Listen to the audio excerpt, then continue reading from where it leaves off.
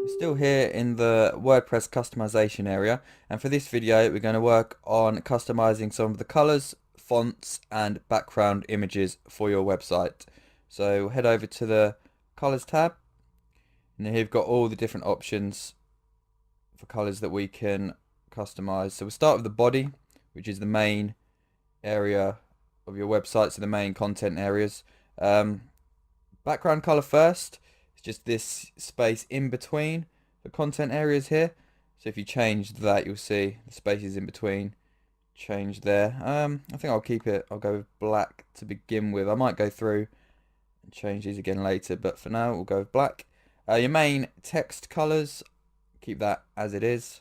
Then the link colors. So these are all the links that appear in your website. So any links you put on your home page here or the other pages. We'll keep those as they are. I recommend keeping them to this blue just because it's recognizable. So as soon as people see that color, they automatically recognize it's a link. Then you've got the hover color. So the color it changes as you hover over it. At the moment you can see black here. I think we'll keep that as well. It fits in with the color scheme of the website, so we'll keep that default.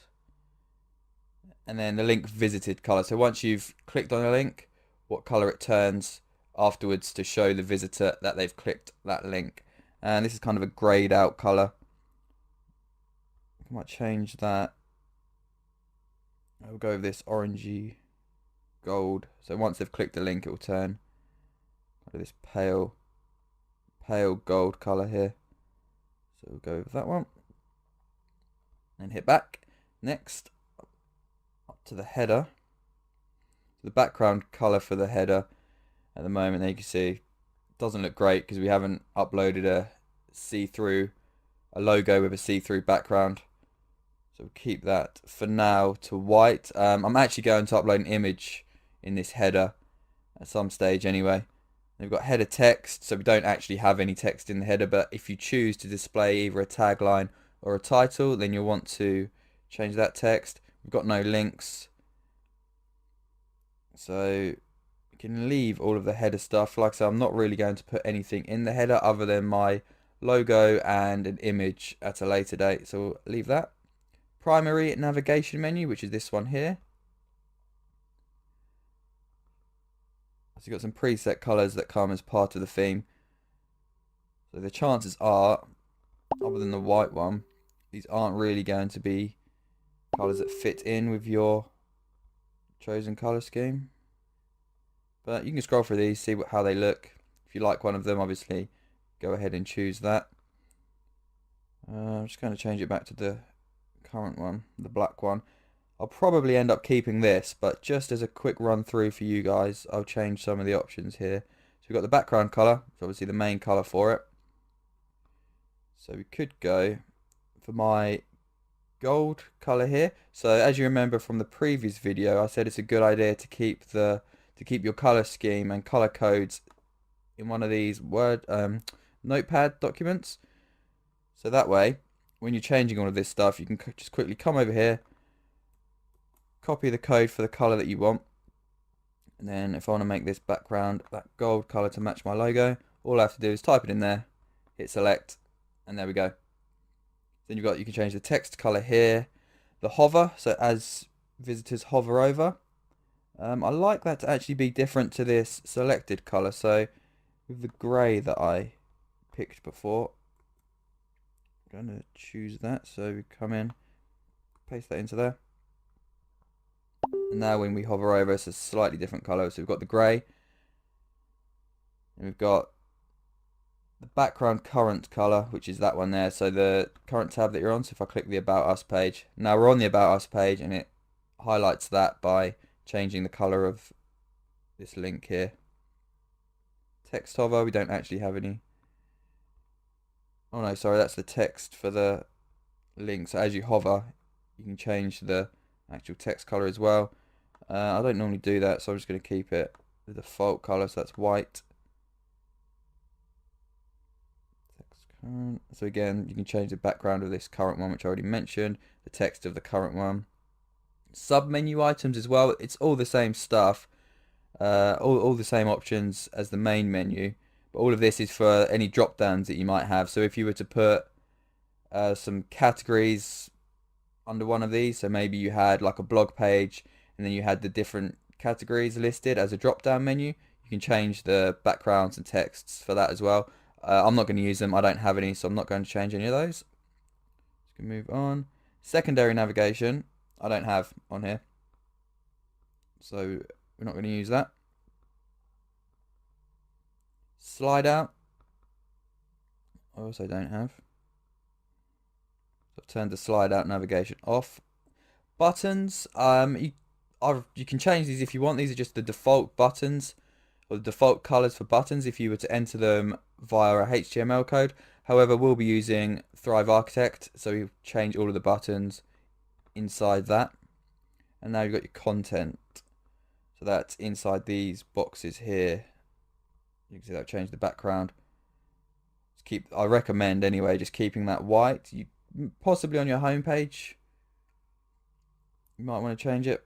But again, this is stuff we can do inside Thrive Architect anyway. But what I like, or what I prefer to do, is keep all of the content quite simple and plain, just so readers find it easy to read and to take in the content. I don't like it to be too busy, especially not on the blog posts. So again, many of these options will change in Thrive Architect anyway. You can go ahead and edit all of this stuff here. However, as I just mentioned, we'll be making most of our individual page changes with Thrive Architect anyway, and the typography settings we'll set later will help with that. So once the content area is done, we'll go back and head over to sidebar widgets. Now what I've done here is, because we set our pages, so all of these home, about us, contact, to not have a sidebar, I've gone ahead and created a quick test blog post just to give you an idea of what it's going to look like. So we chose the setting to have a sidebar on our blog posts. Like I said before, it's so that you can have your recent posts here, and you could display some ads and stuff in the sidebar as well, which is very common on blogs. So I've created this test one just to give you an idea of how this is going to look. So you got your background of your widgets first. So again, you can alter that as you see fit. For me, just for now, I think I'm going to put that gold in there. We'll go ahead and change these widgets around a little bit, because obviously they look pretty bland and basic at the moment. I don't actually use too many widgets in my sidebar normally. So go ahead and do that. I'm not a big fan of the black background, so I think I'm probably going to bring that back to white again. But we've got the text as well. So any text that you write inside the widgets will be white at the moment. Link color, actually blue, so there we go, it's changing again. I would stick to the blue for links as always, then link hover again, same as earlier. When you hover over a link, you might have to change it to get that working. There you go. So I'll keep that white. And the widget title, this up here, so recent comments, recent posts, that title section. For now we'll keep black. Then we have the footer widgets, which again we'll edit them in more detail later. But that's this area down here. So I've set it to have 2 widgets in the footer. And what I normally do with this is match the background to this footer bar here, which is black at the moment. We'll probably go for that. Oops, select. And obviously with it being black, we now need to make the text white. Link color is blue, we'll keep that as default. Link hover, make that grey. And all of this stuff you can customize however you wish. Try that gold again for the titles. Yep, that looks okay. And that's the widgets done. Once we actually edit these widgets, this area